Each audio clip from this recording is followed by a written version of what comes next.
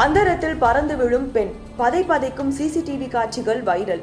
ஈரோடு மாவட்டம் சென்னிமலை அருகே உள்ள பசுவப்பட்டி பகுதியைச் சேர்ந்தவர் அபிநயா. தனியார் வங்கியில் கிளர்க்காக பணியாற்றி வருகிறார். இவர் தனது வீட்டின் அருகே சாலையோரம் நடந்து சென்று கொண்டிருந்தார். அப்போது சென்னிமலையிலிருந்து காங்கேயம் நோக்கி சென்று கொண்டிருந்த காரின் குறுக்கே இருசக்கர வாகனத்தில் வந்த நபர் சாலையை கடக்க முயன்றுள்ளார். அந்த நபரின் மீது மோதாமல் இருக்க காரை திருப்ப முயன்ற போது கார் கட்டுப்பாட்டை இழந்து சாலையோரம் நடந்து சென்ற அபிநயா மீது மோதி தூக்கி வீசப்படும் சிசிடிவி காட்சிகள் வெளியாகி காண்போரை அதிர்ச்சியடைய வைத்துள்ளது. இந்த சம்பவம் குறித்து வழக்கு பதிவு செய்த போலீசார் விபத்துக்கான காரணம் குறித்து விசாரணை மேற்கொண்டு வருகின்றனர்.